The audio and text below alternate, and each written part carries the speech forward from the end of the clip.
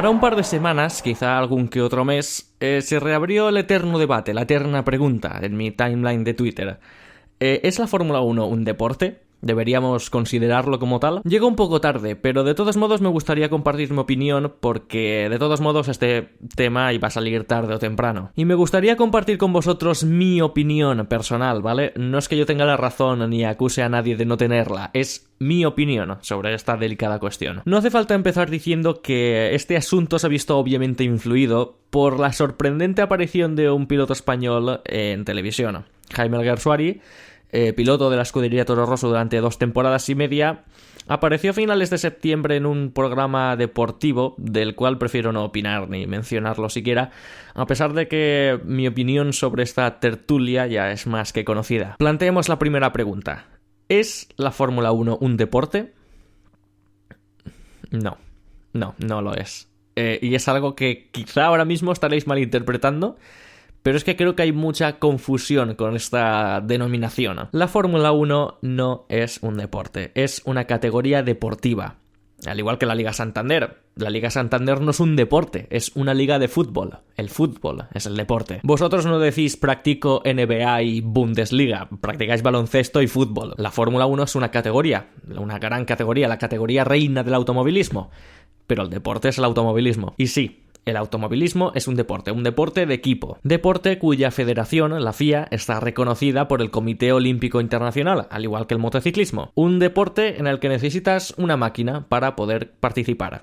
Bien. A lo largo de los años me han hecho la misma pregunta y creo que es la frase que más leeréis sobre por qué la Fórmula 1 no debería ser considerada una categoría deportiva. ¿Cómo va a ser deporte sentarse en un coche y empezar a dar vueltas? Esto es fácil decirlo cuando estás mirando una carrera aquí con el sofá, una bolsa de patatas fritas y demás, pero soltar esto es una barbaridad como una casa. Los pilotos de Fórmula 1 no se sientan y empiezan a dar vueltas hasta que se aburren.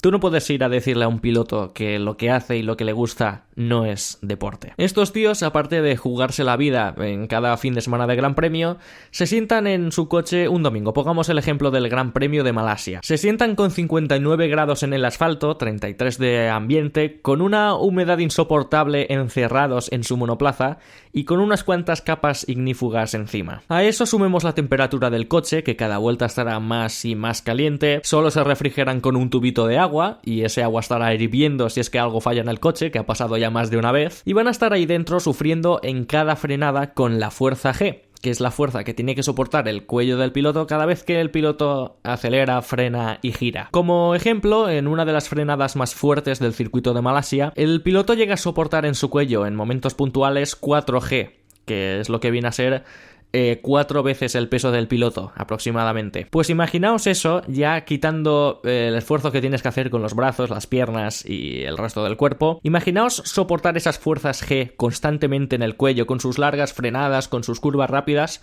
durante 56 vueltas. Unas 840 veces en 1 hora y 37 minutos y a esa temperatura. Y además, mientras tanto, ocupándose de no alejarse del de delante, de gestionar el repartidor de frenada, de conservar gasolina y neumáticos, de estar al tanto de la estrategia y de 1000 detalles más que se nos escapan. Durante 1 hora y 37 minutos. ¿Tú no puedes ir a decirle a un piloto que lo que hace en ese circuito no es deporte, no es una práctica deportiva?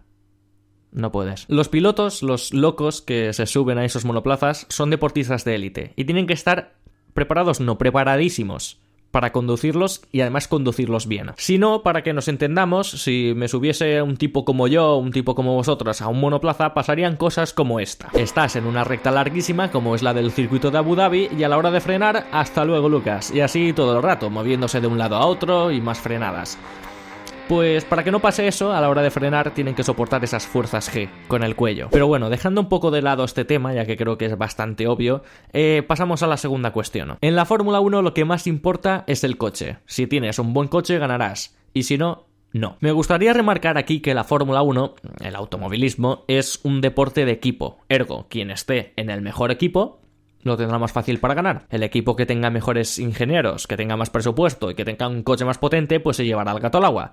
Y el que menos tenga, pues no. Y esto se dice mucho de que, esto antes no era así, en la época de Senna. Tú en la época de Senna cogías un Minardi Y con un Minardi no hacías nada. Tenían a Pierluigi Martini, que de vez en cuando, yo qué sé, te dejaba el coche en los puntos y ya está.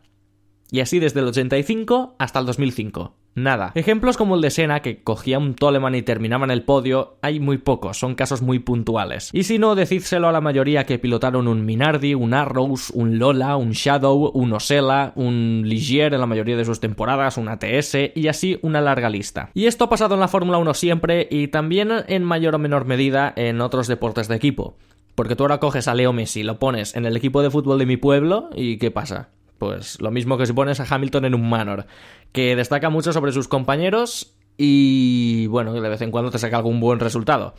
Pero si el equipo no está a su nivel, pues el equipo va a seguir en la Liga Preferente Valenciana, o sin poder puntuar en Fórmula 1. Esto es algo que me chirrió un poco de un artículo que leí de Pablo Lolaso llamado Mi definitiva y particular definición de deporte, que desde aquí os recomiendo leer, en el que dijo que no consideraría el deporte motor como deporte porque el que tiene mejores condiciones tiene muchísimas más opciones de ganar, pero esto, si comparamos las condiciones del Real Madrid de fútbol y baloncesto contra el equipo de fútbol y baloncesto de mi pueblo, pues eso. Un argumento en contra de lo que digo es que el Alcorcón, cuando ganó al Real Madrid, tenía más posibilidades de ganar que el equipo Manor ganando un gran premio. Pero para mí, sinceramente, es normal que veamos menos posibilidades en la Fórmula 1, ya que no hay dos equipos, hay 11 en pista. Y si falla Mercedes, pues ganará Red Bull.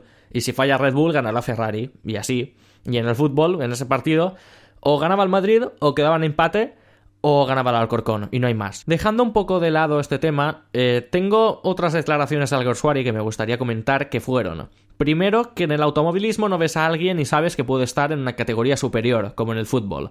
Y segundo, que entre compañeros no hay diferencias, porque lo hace todo el coche. A mí me parece un poco absurdo que diga lo primero, porque él fue uno de esos casos en los que confiaron en él, apostaron por él, porque le veían desde joven ya talento y madera para estar en la Fórmula 1.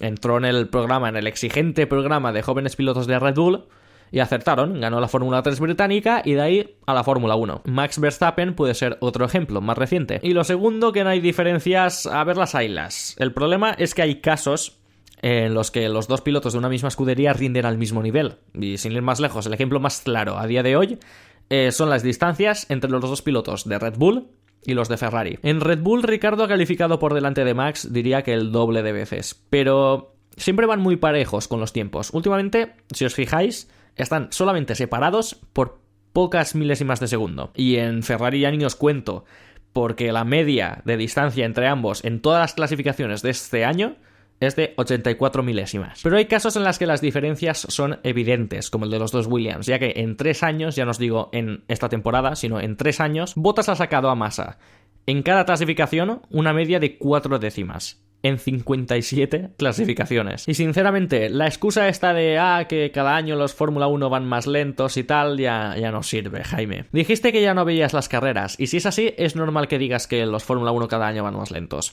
Porque este año se han alcanzado récords de clasificación incluso en Malasia, en Singapur, en Silverstone desde la versión de 2010, en Austria, en Bahrein, y se han quedado a pocas décimas del de Canadá, el de Mónaco, y creo que lo más seguro es que se bata al de Brasil en 2 semanas. Es lo que hay.